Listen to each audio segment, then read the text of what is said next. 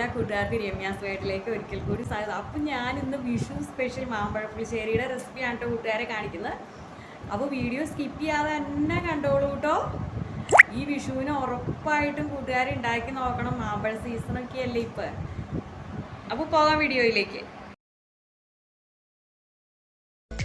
കറി റെഡിയാക്കാനായിട്ട് ഞാനിവിടെ ഒരു 7 മാമ്പഴം എടുത്ത് വച്ചിട്ടുണ്ട്. അപ്പോൾ അതിൻ്റെ തൊലിയെല്ലാം കളഞ്ഞ് ഇവിടെ ഇതാ എടുത്ത് വച്ചിട്ടുണ്ട്. ഇനി നമുക്ക് കറി റെഡിയാക്കാനുള്ള മൺചട്ടിയിലേക്ക് ഈ മാമ്പഴം ഇട്ട് കൊടുക്കാം.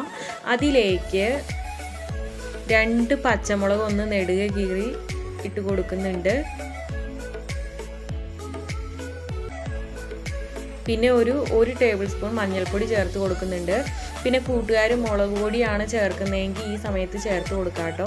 അപ്പം ഞാൻ തേങ്ങ അരപ്പിൻ്റെ കൂടെ പിരിയൻ മുളക് ചേർത്ത് അരയ്ക്കുന്ന കാരണം ഇപ്പം മുളക് പൊടി ചേർത്തിട്ടില്ല കേട്ടോ. ഈ പച്ചമുളകിന് അധികം എരിവില്ലാത്തതാണ്. ഇനി വേവാൻ ആവശ്യമായ വെള്ളം ചേർത്ത് കൊടുക്കുക, ഉപ്പും ചേർക്കുക. ഇനി അടച്ചു വെച്ച് വേവിക്കാം. അപ്പം ഇടയ്ക്ക് തുറന്നൊന്ന് ഇളക്കി കൊടുക്കണം.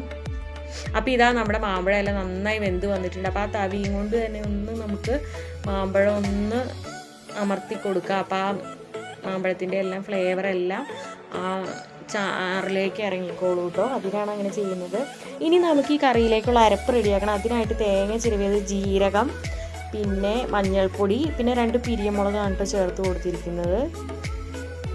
അപ്പോൾ ഇത്രയും അരച്ച് നമ്മൾ നല്ല പേസ്റ്റായിട്ട് നമ്മൾ അരച്ചെടുക്കണം. അത് നമ്മൾ ഇതിലേക്ക് ചേർത്ത് കൊടുക്കുകയാണ്. വെന്ത മാമ്പഴത്തിലേക്ക് നമ്മൾ ചേർത്ത് കൊടുത്ത് ഇനി ഒരു മിനിറ്റ് ഒന്ന് തിളച്ച് ഒന്ന് മിക്സായി വരണം ആ അരപ്പും മാമ്പഴം എല്ലാം. ഈ സമയത്ത്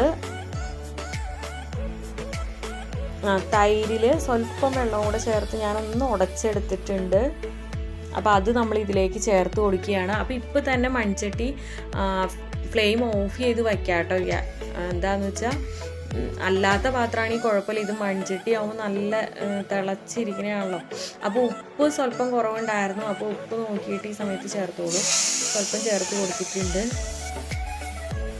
ഇനി ഇതിലേക്കൊരു താളിപ്പാണ്. അതായത് കടുക്, ഉലുവ, 2 വറ്റൽമുളക്, കറിവേപ്പില. അപ്പോൾ ഇത്രയാണ് താളിച്ച് നമ്മൾ ഈ കറിയിലേക്ക് ചേർത്തു. ലാസ്റ്റായിട്ട് ഒരു നുള്ളു ഉലുവാപ്പൊടിയും കൂടെ ചേർത്ത് ഈ കറി 1 മിനിറ്റ് അടച്ച് വെക്കാം കേട്ടോ. അപ്പോഴാണ് ഈ കറിക്ക് നല്ലൊരു ടേസ്റ്റ് ഉണ്ടാവുക. ഈ ഒരു വീഡിയോ ആയിട്ട് കാണുന്നവരെ okay, bye bye, thanks for watching.